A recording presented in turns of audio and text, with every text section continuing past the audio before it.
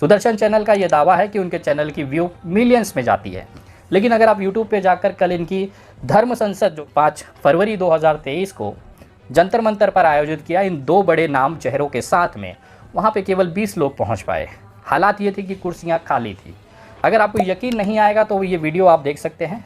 ये नेशनल दस्तक नाम के एक यूट्यूब चैनल की है जिसके मिलियंस में सब्सक्राइबर हैं। बहुजनों की आवाज़ का एक प्रखर चैनल है ये, जिसके कर्ता धर्ता शंभू सिंह जी हैं, जो ज़मीनी हकीकत को रूबरू कराते हैं देश के साथ। एक बेहतरीन पत्रकार होने के नाते उनका एक अलग सम्मान मेरे हृदय में हमेशा से रहा है। उन्हीं के चैनल के एक रिपोर्टर ने जब इसकी ग्राउंड रिपोर्ट निकाली तो मैं हंस रहा था। इतने बड़े बड़े दिग्गज चेहरे जिनके सभाओं में लाखों लोगों की भीड़ आने का दावा किया जाता है, उन्हीं के धर्म संसद और हिंदू राष्ट्र बताने के लिए सनातनियों को आह्वान किया गया। हालात ये थे कि कुर्सियां खाली थी, जैसे इस वीडियो में आप देख रहे हैं। ये एक तरह से अपने मुंह पर गिरना हो गया। दावे के साथ बोलता हूं, बाबा बागेश्वर हो चाहे सुरेश चौहान के, अगर ये एक बाप की औलाद होंगे तो भारतीय जनता पार्टी, संविधान तो चलो इनकी औकात से बहुत दूर है, गांड से अखरोट तोड़ने जैसा इनके लिए बात है। मैं बहुत छोटा सा टारगेट देता हूं कि बाबा बागेश्वर धाम और सुरेश चौहान के और इनके तमाम देश भर के जितने सदस्य हैं, चाहे वो तेलंगाना का काला कुत्ता, काला लेंडी तीर राजा हो, चाहे कोई भी हो, ये तमाम मिलके अगर भारतीय जनता पार्टी के जो कॉन्स्टिट्यूशन है, इनकी पार्टी का जो संविधान है, उसके अंदर से अगर ये सेकुलर शब्द हटवा लिए तो मैं मान जाऊंगा।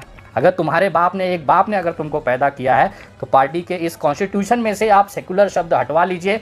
उसी दिन विनय दुबे भारतीय जनता पार्टी का पट्टा पहन लेगा और कभी भी आपके खिलाफ मुंह से एक शब्द नहीं निकालेगा। और अगर आप ये सेकुलर शब्द नहीं हटा पाए तो ये समझेगा कि पूरे जिले, पूरे मोहल्ले, पूरे राज्य ने मिलकर शहनाई बजाई थी, तब जाके ये महानुभाव इस धरती पर हगते समय प्रकट हुए। अब आइए आपको इसके दूसरे पहलू से रूबरू कराता हूँ। टेक्निकल बात है, थोड़ा सी दिमाग की ज़रूरत होगी।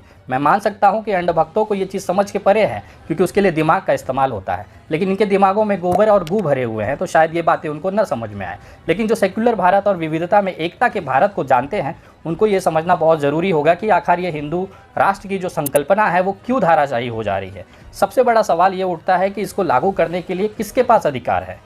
ये सबसे बड़ा सवाल इन सनातनी, जो खुद को अपने आप को कट्टर सनातनी कहते हैं और हिंदू राष्ट्र के समर्थक हैं, ये उनको भी नहीं पता है। दोस्तों, मैं विनय दुबे, मुंबई से। हिंदू राष्ट्र एक ऐसा शब्द जिसको आपने बार बार अपने कानों से गुजरते हुए सुना होगा। एक ऐसा विषय है जो हमेशा चर्चा में रहता है। देश के एक ऐसे तबके को लगता है कि हिंदू राष्ट्र होना ज़रूरी है, क्योंकि मुसलमानों की आबादी बढ़ रही है और कहीं ना कहीं ये देश इस्लामिक राष्ट्र की तरफ बढ़ रहा है। शायद यही कारण है कि इनको फटी पड़ी है, इतनी फटी पड़ी है कि समय समय पर ये छोटी छोटी सभाएं लेकर ये एहसास कराते हैं कि हिंदू राष्ट्र की आस आज भी जिंदा है। मुझे एक चीज़ समझ में नहीं आता, इतने बड़े बहुमत के साथ केंद्र की सरकार बनी है, लोकसभा में खुद प्रधानमंत्री जी बैठे हुए हैं, राज्यसभा में बहुमत है, देश के सारे संवैधानिक संस्थाओं पर भारतीय जनता पार्टी के अमित शाह और नरेंद्र मोदी जी का कब्जा है। उसके बावजूद अगर सनातनियों को, जैसा इनको सो कॉल्ड सनातनी ये कहते हैं अपने आप को, भगवा पहन के जोर जोर से चिल्लाना, एक महिला पत्रकार को घेर के अपनी मर्दानगी दिखाना, ये ऐसे टटपुजिए हैं जो अपने आप को हिंदू राष्ट्र का कट्टर समर्थक मानते हैं। मुझे शर्म आती है ऐसे लोगों पे कि इतनी बहुमत की सनातनी सरकार होने के बाद भी, पूरी बहुमत होने के सरकार के बाद भी, अगर आपको 20 लोगों को जुटाकर जंतर मंतर पर भौंकने की नौबत आए तो कहीं ना कहीं ये आपका फेलियर दिखाता है, ये आपका हारा हुआ चेहरा दिखाता है। आपने भारतीय जनता पार्टी को इसी आधार पर वोट किया था कि वो राम राज्य लाएंगे, हिंदू राष्ट्र बनाएंगे। भारतीय जनता पार्टी के नेताओं ने भी बड़े बड़े माइक पे स्पीकर का वॉल्यूम बढ़ाकर आप लोगों को ये बार बार कान फोड़ू आवाज़ में कहा कि हम हिंदू राष्ट्र बनाएंगे, लेकिन कब बनाएंगे ये कभी नहीं बताएंगे। बहुत सारे ऐसे नेता हैं जिनकी भाषण यूट्यूब चैनलों पर अवेलेबल हैं। आज भी ऐसे बहुत सारे कुत्ते हैं जो सड़कों पर उतर कर भौंकते हैं कि हमें हिंदू राष्ट्र बनाना है, लेकिन वो खुद भूल जाते हैं इस समय देश में नरेंद्र मोदी जैसे सनातनी बहुमत की सरकार है। उसके बाद भी अगर आपको सड़कों पर उतरकर हिंदू राष्ट्र के लिए भीख मांगना पड़ रहा है तो ये कहीं ना कहीं आपकी नाकामी है। या तो सरकार आपको बेवकूफ़ बना रही है, या तो आप पैदाइशी चूतिए हैं। क्यों इस तरह के विश्वासों पर, इस तरह के नेताओं के बयानों पर विश्वास करके आप उन्हें बहुमत का झुंझुना पकड़ देते हैं, और यही बहुमत का झुंझुना लेने के बाद वो भूल जाते हैं कि उन्होंने एक ऐसा वादा किया है जो काल्पनिक है और जो कभी पूरा नहीं हो सकता। कल एक ऐसा ही वाकया भारत की राजधानी दिल्ली के जंतर मंतर पर हुआ, जहाँ पे 2 बड़े बड़े चेहरे, इनके हिसाब से जो कट्टर सनातनी हैं या राइट विंगर हम कहते हैं, उनके 2 बड़े चेहरे, जिसमें कि सुरेश चौहान के जो दूसरे हैं बागड़ बिल्ला बाबा बागेश्वर धाम वाले, ये वो हैं कि जो एक साइकोलॉजिकल कला को चमत्कार बताकर अपनी दुकान सजाए बैठे हैं। लाखों लाखों की भीड़ इनके साथ चलती है। सुदर्शन चैनल का ये दावा है कि उनके चैनल की व्यू मिलियंस में जाती है। लेकिन अगर आप यूट्यूब पे जाकर कल इनकी धर्म संसद जो 5 फरवरी 2023 को जंतर मंतर पर आयोजित किया इन 2 बड़े नाम चेहरों के साथ में, वहाँ पे केवल 20 लोग पहुँच पाए। हालात ये थी कि कुर्सियाँ खाली थी। अगर आपको यकीन नहीं आएगा तो ये वीडियो आप देख सकते हैं। ये नेशनल दस्तक नाम के एक यूट्यूब चैनल की है जिसके मिलियंस में सब्सक्राइबर हैं। बहुजनों की आवाज़ का एक प्रखर चैनल है ये, जिसके कर्ता धर्ता शंभू सिंह जी हैं, जो ज़मीनी हकीकत को रूबरू कराते हैं देश के साथ। एक बेहतरीन पत्रकार होने के नाते उनका एक अलग सम्मान मेरे हृदय में हमेशा से रहा है। उन्हीं के चैनल के एक रिपोर्टर ने जब इसकी ग्राउंड रिपोर्ट निकाली तो मैं हंस रहा था। इतने बड़े बड़े दिग्गज चेहरे जिनके सभाओं में लाखों लोगों की भीड़ आने का दावा किया जाता है, उन्हीं के धर्म संसद और हिंदू राष्ट्र बताने के लिए सनातनियों को आह्वान किया गया। हालात ये थे कि कुर्सियां खाली थी, जैसे इस वीडियो में आप देख रहे हैं। ये एक तरह से अपने मुंह पर गिरना हो गया। अपने ही आपके बताई हुई चीज़ों को इनके ही समाज के लोग नहीं मान रहे हैं। इन शॉर्ट अगर मैं आपको समझाना चाहूँ तो बागेश्वर धाम या फिर सुरेश चौहान के इस आह्वान को, जिस तरह से धर्म संसद के नाम पर सनातियों को हिंदू जगाने की बातें की जा रही थी, वहाँ पर कुछ सनातनियों ने ही मुँह फेर दिया। केवल 20 लोगों का एक जमावड़ा जो कि ये दिखा रहा था कि कहीं ना कहीं इस मुद्दे को लेकर लोग अभी भी उदासीन हैं। लोगों को रोज़गार से दिक्कत है, लोगों को महंगाई से दिक्कत है, लोगों को रोज़गार और सरकार की जो इशू है, नीतियां हैं, उससे लेकर दिक्कत है। शायद यही कारण था कि इतने बड़े जो मामले हैं, मेरे हिसाब से ये बहुत बड़ा मुद्दा है और हर एक हिंदू भाई और सनातनी के जीवन से जुड़ा हुआ है। उसको देखते हुए तमाम लोगों ने इनकी तरफ से पीठ फेर लिया। हालात ये थे कि अपनी किरकिरी होते देख लोग वहाँ से सुबह सुबह जमा भी हुए होंगे तो कुर्सियां खाली देखकर भाग निकले, क्योंकि कोई अपनी बेइज्जती ऑन कैमरा नहीं करवा सकता। लेकिन बेइज्जती कराने की जब बात आती है तो पालिका बाजार के गेट क्रमांक 1 के जो झटुल्ले लोग हैं, वो लोग हमेशा से अपनी बेइज्जती बहुत बेहतरीन तरीके से करवाते हैं। कल मैंने 2-3 झटुल्लों को वहाँ पर देखा जो वीडियो में बड़ी बड़ी बातें कह रहे थे कि लाखों की भीड़ है, लोगों का जन समर्थन मिल रहा है संत समुदाय की तरफ से, बागेश्वर धाम को Z+ सिक्योरिटी दी जानी चाहिए, फलाना ढिमकाना और बहुत सारी बकचोदी। ये हालात वो है कि इनके दिमागों की संतुलन खराब हो चुके हैं। कुछ ऐसे झाटू से यूट्यूब चैनल है जो दिखाते हैं कि जंतर मंतर के इस आंदोलन में लाखों की भीड़ आई। अगर आप स्क्रॉल करके यूट्यूब पे जाएं और उसमें जंतर मंतर डाल के सिर्फ 5 तारीख के वीडियोस देखें तो कोई भी वीडियो 1-1.5 लाख व्यू से ज़्यादा नहीं जा पाई। इससे ज़्यादा तो उर्फी जावेद की वीडियो चली जाती हैं, इससे ज़्यादा तो सनी लियोनी की वीडियो चली जाती है। बाकी छोड़ दीजिए, इससे ज़्यादा तो वीडियो हम लोगों की रील्स में चली जाती हैं जो जनता हाथों हाथ लेकर मिलियन पहुँचा देती है। लेकिन इतना बड़ा धर्म संसद हुआ, कोई भी यूट्यूब चैनल पर लोगों ने इसकी तरफ देखना तो क्या, थूकना भी पसंद नहीं किया। हालात ये हैं कि वहाँ पर जो धर्म संसद रखी गई थी वो पूरी तरह से फेल होती दिख रही है। अब आइए आपको इसके दूसरे पहलू से रूबरू कराता हूँ। टेक्निकल बात है, थोड़ा सी दिमाग की ज़रूरत होगी। मैं मान सकता हूँ कि अंधभक्तों को ये चीज़ समझ के परे है, क्योंकि उसके लिए दिमाग का इस्तेमाल होता है। लेकिन इनके दिमागों में गोबर और गू भरे हुए हैं, तो शायद ये बातें उनको न समझ में आए। लेकिन जो सेक्युलर भारत और विविधता में एकता के भारत को जानते हैं, उनको ये समझना बहुत ज़रूरी होगा कि आखिर ये हिंदू राष्ट्र की जो संकल्पना है वो क्यों धाराशायी हो जा रही है। सबसे बड़ा सवाल ये उठता है कि इसको लागू करने के लिए किसके पास अधिकार है। ये सबसे बड़ा सवाल इन सनातनी जो खुद को अपने आप को कट्टर सनातनी कहते हैं और हिंदू राष्ट्र के समर्थक हैं, ये उनको भी नहीं पता है कि इसको पास कराने की सबसे बड़ी जिम्मेदारी जो होती है वो संविधान में बदलाव की होती है। संविधान में बदलाव के लिए आपके पास बहुमत होना चाहिए। लोकसभा में और राज्यसभा में राष्ट्रपति भी आपका अगर फेवर में है तो ये कानून बन जाता है और इसे आसानी से आप बदल सकते हैं। ये लोग इतना भी नहीं समझ पाए कि जिस सरकार को इन्होंने पूरी बहुमत के साथ सत्ता में बिठाया, ये सरकार ही इनका बेवकूफ़ काट रही है। मेरी भाषा में कहें तो चूतिया काट रही है। कारण यह है कि इनके पास लोकसभा में, खासतौर पर नरेंद्र मोदी जी के नेतृत्व में, लोकसभा के अंदर पूर्ण बहुमत है। उसके बाद राज्यसभा में इस समय भी भाजपा की स्थिति बहुमत के साथ ही बैठी हुई है। राष्ट्रपति भी भाजपा के समर्थित हैं। इसका मतलब अगर ये चाहे तो एक पल में हिंदू राष्ट्र को बना सकते हैं। लेकिन भारतीय जनता पार्टी की इतनी कुव्वत नहीं है कि हिंदू राष्ट्र के लिए वो बात भी लोकसभा के अंदर कर पाए। कारण यह है कि हिंदू राष्ट्र में इन जो सनातनी भाई हैं जिन्होंने जंतर मंतर पे कल छोटा ग्रुप बनाकर भौंकते हुए नजर आए, इनकी एक जो संकल्पना है कि देश के संविधान में से सेकुलर शब्द हटाकर देश को हिंदू राष्ट्र घोषित किया जाए। 130 करोड़ की आबादी में जहां 115 करोड़ की हिंदू आबादी है, उसमें भी इनको ये डर लग रहा है कि जो छोटा सा तबका जो अल्पसंख्यक है मुसलमान, वो इस पर हावी हो रहा है।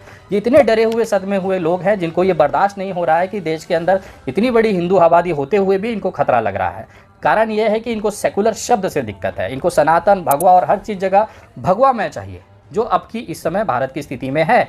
गली गली में मंदिरें हैं, हर त्यौहार पर्व सड़कों के बेहताशा तरीके से मनाया जाता है, शानदार तरीके से मनाया जाता है।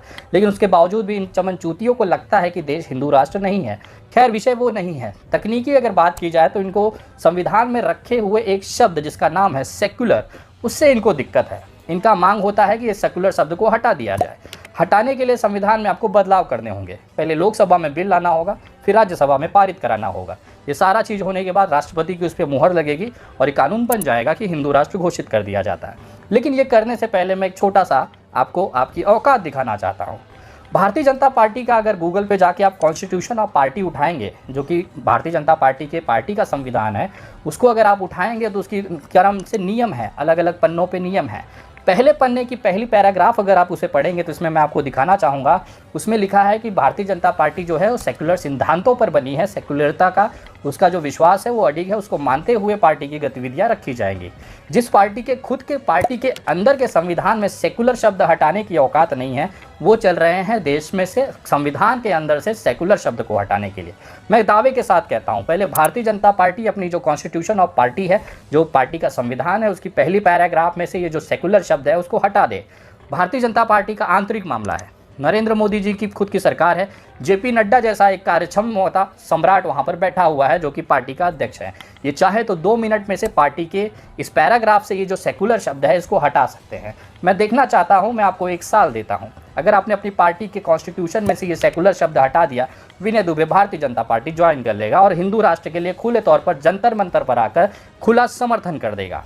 मैं जानता हूं जैसे ही ये सेकुलर शब्द का शब्द उस पार्टी के कॉन्स्टिट्यूशन में से हटा दिया जाएगा, इनकी पार्टी की सदस्यता और मान्यता ही रद्द हो जानी है। क्योंकि हमारे इलेक्शन कमीशन ऑफ इंडिया और चुनाव आयोग का ये सबसे बेसिक नियम है किसी पार्टी के लिए कि आपको देश में विविधता का एकता, डेमोक्रेटिक अधिकार और उसके साथ में सेकुलरिज्म को मानना पड़ेगा। अगर ये धाराएं आपके पहले पेज की पहली लाइन में लिखेंगे तो ही आपको पार्टी की सदस्यता और मान्यता दी जाएगी। ये नियम है चुनाव आयोग का।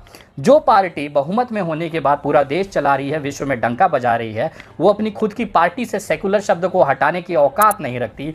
ऐसी पार्टी का बहुमत देने के बाद उसके समर्थक ये सोचते हैं कि वो पार्टी संविधान में से इस सेकुलर शब्द को हटवा लेगी। इससे बड़ा मजाक और चूतियापा इस देश में देखने को नहीं मिलेगा।